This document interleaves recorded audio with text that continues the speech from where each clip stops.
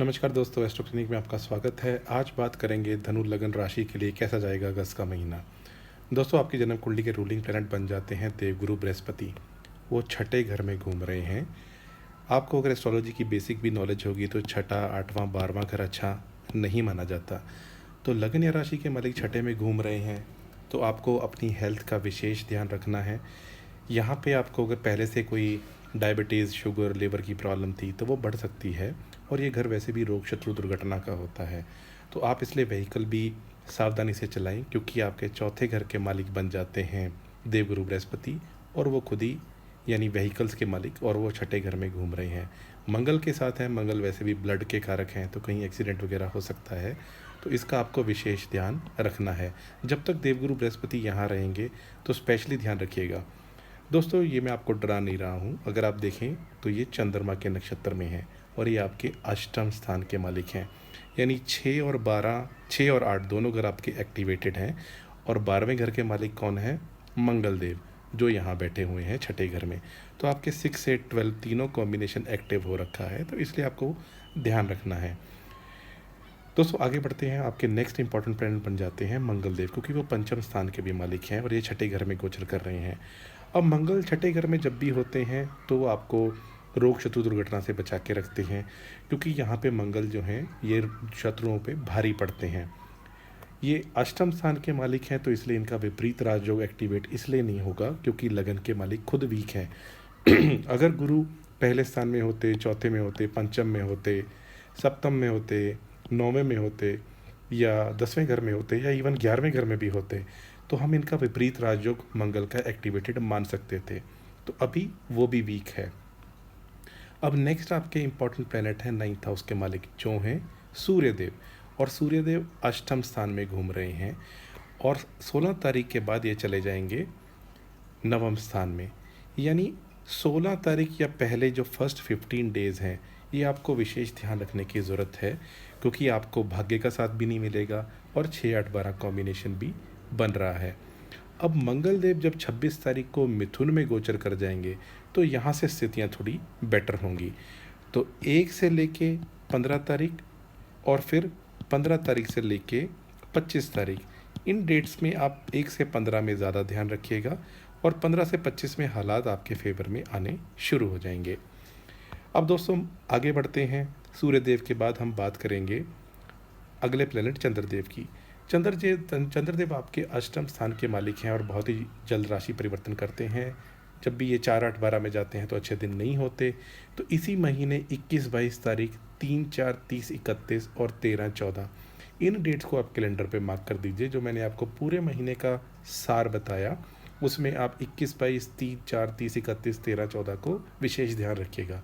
इन दिनों में आप बाहर का खाना अवॉइड करें, व्हीकल सावधानी से चलाएं, दही, दूध, चीनी, चावल का दान करें, पानी का सेवन ज़्यादा करें, तो स्थितियाँ आपके फेवर में रहेंगी। अब बुधदेव की बात करें। बुधदेव आपके सप्तम स्थान और 10वें स्थान के मालिक हैं और बैठे हैं त्रिकोण में। तो ये बहुत अच्छी बात है।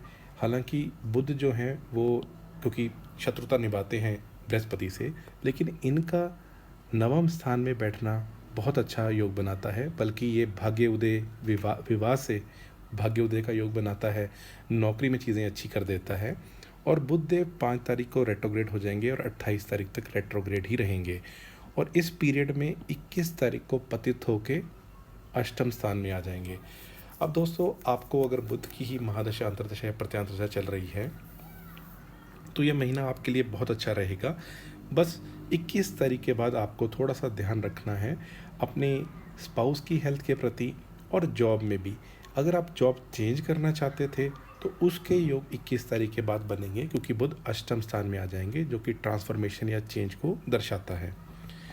अगर हम शुक्रदेव की बात करें तो वो आपके लाभ स्थान के मालिक हैं और वो आपके छठे घर के मालिक हैं। कहाँ घूम रहे हैं? नवम स्थान में। यानी आपको भाग्य से लाभ का योग बनता है। तो ये स्थितियाँ अच्छी हैं।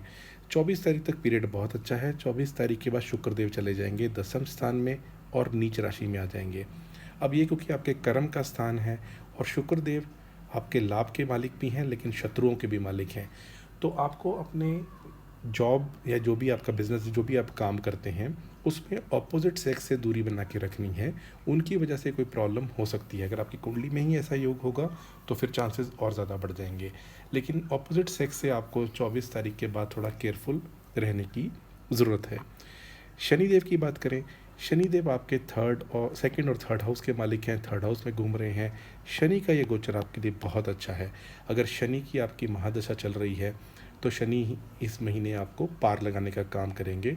थोड़ा आपकी छोटी मोटी यात्रा भी हो सकती है, भाग्य से संबंधित भी, या हो सकता है आपको लंबी दूरी की यात्रा पे जाना पड़े या धार्मिक यात्रा पे जाना पड़े, और कोई ना कोई आपको अच्छा विदेश संबंधित लाभ बनवा सकते हैं शनिदेव, क्योंकि इनकी दसम दृष्टि विदेश भाव पे पड़ेगी। राहु केतु की बात की जाए, तो राहु आपके फोर्थ हाउस में है और केतु आपके 10th हाउस में है। अच्छी बात यह है कि ये अकेले ही घूम रहे हैं। अब गुरु ने आपको रिजल्ट देना है इस घर के मालिक का, जो खुद छठे घर में है, और राहु ने आपको रिजल्ट देना है गुरु का, क्योंकि इस घर के मालिक हैं।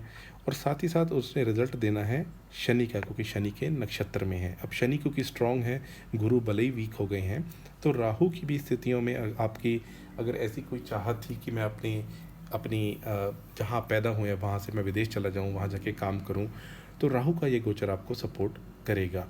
और वहीं केतु जहाँ भी बैठते हैं वहाँ इनसेटिस्फेक्शन, डिटैचमेंट क्रिएट करते हैं। तो कार्यस्थल पे हो सकता है आप ऐसा फील करें कि चीज़ें आपके फेवर में नहीं हैं, और ये चंद्रमा के नक्षत्र में है। तो केतु की महादशा, अंतर्दशा, प्रत्यांतर दशा भी चेंज ऑफ जॉब दर्शाती है। ओवरऑल हेल्थ आपको केयरफुल रहना है। मैंने आपको एक्सप्लेन किया कि आपका 6, 8, 12 कॉम्बिनेशन एक्टिवेटेड है, क्योंकि लगन का मालिक छठे घर में, उसके बाद अष्टम स्थान का जो मालिक है उसके नक्षत्र में गुरु चल रहे हैं, आप यहाँ पे देख सकते हैं।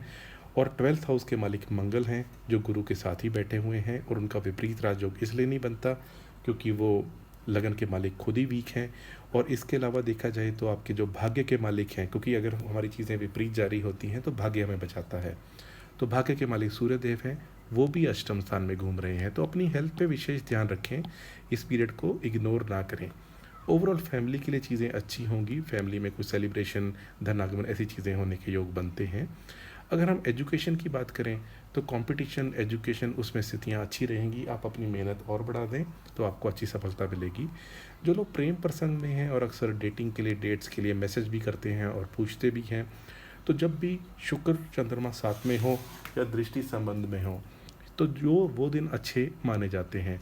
तो 5, 6 और 7 तारीख को नवम स्थान में ऐसी युति बनेगी। और उसके बाद अगर देखा जाए तो 19 और 20 तारीख को चंद्रमा और शुक्र की प्रतियुति यानी दृष्टि संबंध बनेगा। तो 5, 6, 7, 19, 20 को आप डेटिंग वगैरह पे जा सकते हैं। जॉब के लिए स्थितियाँ देखी जाएँ तो कहीं अगर आप चेंज ऑफ जॉब एक्सपेक्ट कर रहे थे तो उसकी स्थिति बन सकती है।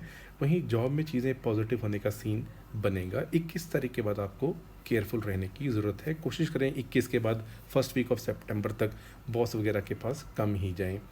अगर हम मैरिज की बात करें तो मैरिज से भाग्य उदय होने का योग बनता है। अगर आपकी कहीं बात चल रही थी तो हो सकता है वो बात तेज़ी पकड़ ले। और 21 के बाद हो सकता है आप पुनर्विचार करें। जैसे आपने की बात चली मैरिज की, फिर वो बात कंप्लीट नहीं हुई, वो इंसान चला गया, उसके बाद दोबारा से उससे बात शुरू हो सकती है जब बुध वक्री होंगे। अगर हम स्पाउस की बात करें तो स्पाउस की कोई छोटी लंबी दूरी की यात्रा हो सकती है। उनके दसम स्थान में यानी सप्तम से दसम में राहु हैं, तो उनकी विदेश जाके नौकरी की संभावना बन सकती है और उनको भाग्य का भी सपोर्ट मिलेगा। अगर स्पाउस विदेश जाना चाहते थे तो उसके लिए भी योग अच्छे बनते हैं कि उनको विदेश में कोई नौकरी संबंधित यात्रा करनी पड़े, क्योंकि देखिए सप्तम से दसम ये वाला घर बनता है यानी चौथा, इसके मालिक छठे घर में हैं, तो ये सप्तम से 12वां हो गया, तो यानी विदेश जाने का या विदेश में कुछ उनका काम हो सकता है। अगर वो मल्टीनेशनल कंपनी में है तो विदेश टूर पे जा सकते हैं, जॉब के लिए जा सकते हैं। फाइनेंसिस के लिए पीरियड अच्छा है और ओवरऑल गेंस के लिए भी पीरियड बहुत अच्छा है। कोई ना कोई आपको ओवरऑल गेन जॉब संबंधित हो सकता है। दोस्तों, उपाय के तौर पे आपको राम रक्षा स्तोत्र का पाठ करना चाहिए। अगर आपकी हेल्थ संबंधित प्रॉब्लम चल रही है तो आप नारायण कवच भी कर सकते हैं। मंगल के लिए आप हनुमान चालीसा करें तो आपको अच्छा रिजल्ट मिलेगा। अगर हेल्थ संबंधित प्रॉब्लम है तो आप बजरंग बाण भी कर सकते हैं। सूर्य देव के लिए आप सूर्य को जल चढ़ाएं, गायत्री मंत्र करें और आदित्य हृदय स्तोत्र का पाठ करें तो चीज़ें आपके फेवर में आ जाएंगी। दोस्तों, ये रहा धनु लगन राशि के लिए कैसा जाएगा अगस्त का महीना। उम्मीद है मैंने जैसा एक्सप्लेन किया आपको चीज़ें समझ में आई होंगी। अगर आपके कोई क्वेश्चंस हैं, विशेष परिस्थिति है, तो दी गए नंबर पर संपर्क करके आप अपनी कुंडली का संपूर्ण विश्लेषण करवा सकते हैं। अगर आपको वीडियो अच्छा लगे तो इसको लाइक कर दीजिए, चैनल पे नए हैं चैनल सब्सक्राइब कर लीजिए। आज के लिए इतना ही, आपका बहुत बहुत